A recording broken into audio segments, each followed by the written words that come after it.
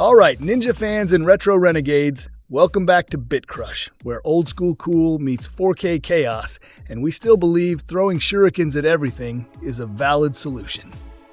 Today we're diving shuriken first into one of the most hyped pixel-powered comebacks of 2025, Shinobi Art of Vengeance.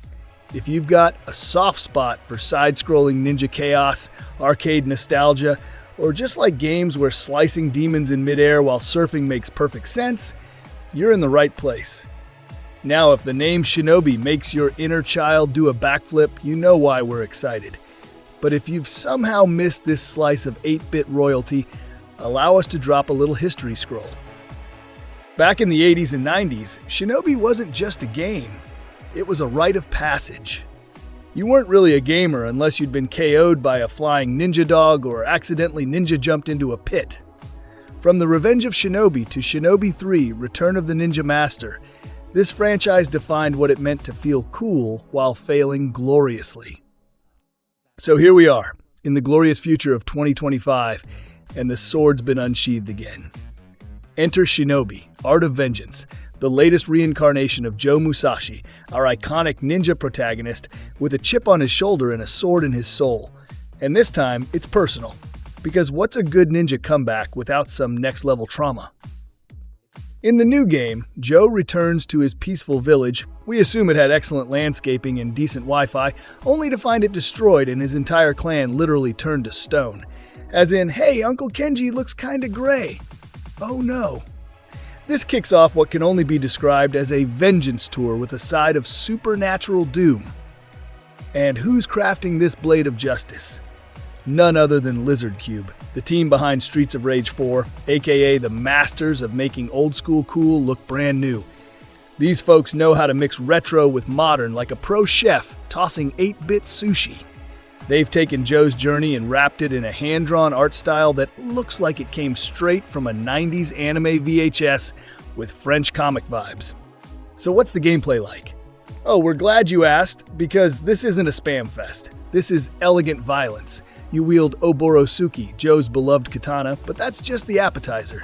He also comes packing kunai for ranged kills, elemental ninjutsu arts for crowd control, and something called No, a special ability that basically says, no, you're done. Each ability feels weighty, each weapon begs to be mastered, and the game doesn't reward button mashing. Instead, you're encouraged to string together combos, dodge like a shadow, and demolish enemies with style. This is less Ninja Simulator, more Vengeance Ballet, fluid, sharp, and wildly satisfying. Level design? Get ready to parkour through military complexes, leap across neon-lit rooftops, explore cursed deserts, and yes, surf into battle. Shinobi 3 fans, that iconic surfing level? It's back, and it's not messing around. And with over a dozen uniquely crafted stages, you won't be running through the same alley twice. Environmental puzzles, traps, hidden secrets, they're all here. It's not just about reflexes, it's about reading the battlefield. And the bosses? Think anime villain levels of dramatic, with designs so intense you'll swear they have their own soundtrack. The game also includes nods to old school fans, like throwback outfits and callback sequences, but don't worry, it's not a nostalgia cash grab.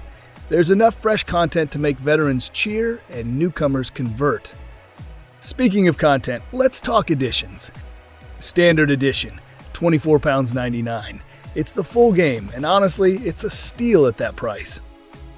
Digital Deluxe Edition, £34.99, includes early access, 3 days ahead of the crowd, bonus outfits and amulets, digital art book, full soundtrack, and DLC bosses based on iconic Sega villains. Because why fight just anyone when you can fight someone with legacy?